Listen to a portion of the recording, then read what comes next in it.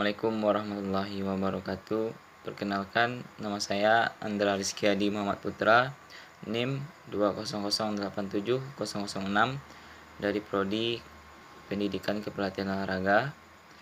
Baiklah, saya di sini ingin menjelaskan beberapa fungsi dari gerak manusia dan contohnya. Sebelum memasuki contoh, fungsi gerak manusia ada 8. Yang pertama yaitu fungsi produktif, yang kedua fungsi komunikasi, yang ketiga fungsi eksplorasi, yang keempat fungsi adaptasi, yang kelima fungsi personal, yang keenam fungsi ekspresi, yang ketujuh fungsi komparasi, dan yang terakhir fungsi ritual. Baiklah, yang pertama yaitu fungsi produktif. Fungsi produktif adalah suatu sikap yang ingin terus berkarya, menciptakan atau menghasilkan sesuatu yang bermanfaat, baik itu bagi diri kita sendiri maupun orang lain, yang dikerjakan dengan sepenuh hati dan bersungguh-sungguh, yang mampu menghasilkan sesuatu dalam jumlah yang besar. Contohnya yaitu di dalam mengelola tim klub yang besar, seseorang pelatih haruslah memikirkan ide atau karyanya dalam membentuk strategi dan pola latihan yang dapat menggerakkan pemain atletnya untuk berkembang dan mempunyai kandidat yang baik. Yang kedua yaitu fungsi komunikasi. Fungsi komunikasi ini adalah proses sosial yang saling berinteraksi, baik itu antara individu dengan individu, kelompok dengan kelompok, maupun individu dengan kelompok, yang berkaitan dengan aktivitas manusia dan sejumlah informasi agar saling terhubung dengan lingkungan sekitarnya. Contohnya yaitu ketika kita berada di dalam berbisnis, kita harus membujuk atau merayu klien agar berminat dan mau menggunakan produk atau layanan jasa kita melalui presentasi bisnis yang kita lakukan. Yang ketiga yaitu fungsi eksplorasi.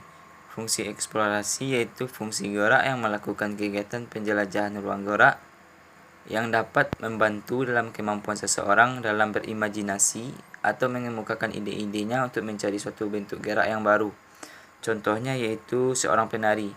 Seorang penari ini dapat dengan bebas bergerak mengikuti apa kata hatinya dan mengikuti imajinasi serta interpretasinya yang telah kita temui di dalam Indonesia ini, yang telah menggunakan seni tari yang beraneka ragam.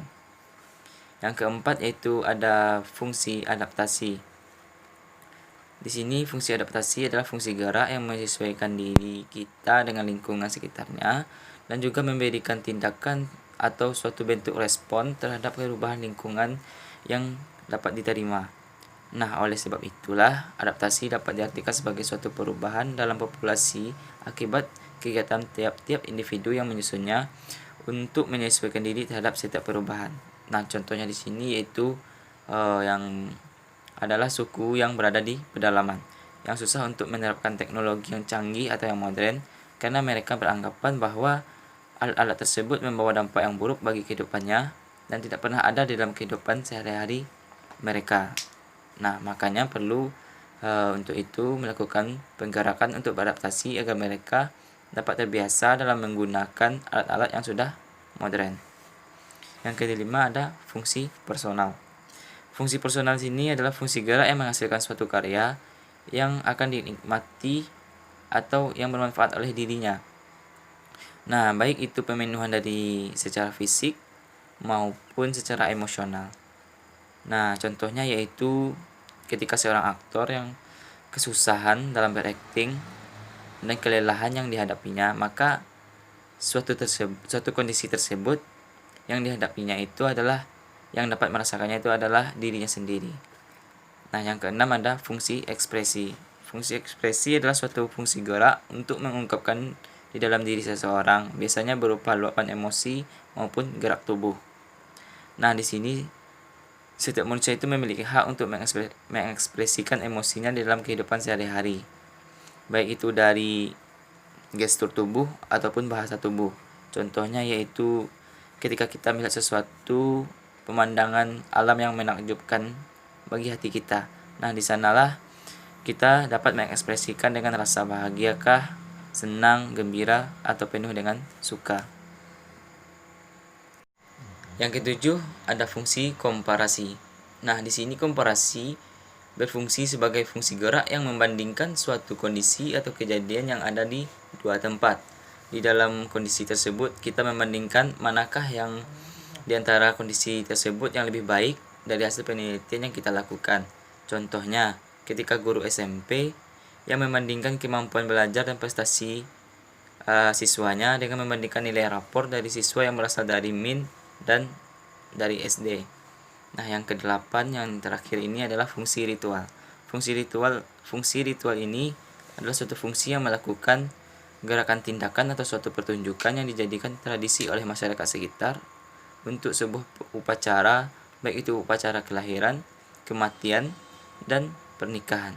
Tujuannya bervariasi, yaitu dapat memenuhi kebutuhan spiritual ataupun emosional, memperkuat ikatan sosial, memenuhi kewajiban agama atau cita-cita, dan menyediakan pendidikan sosial.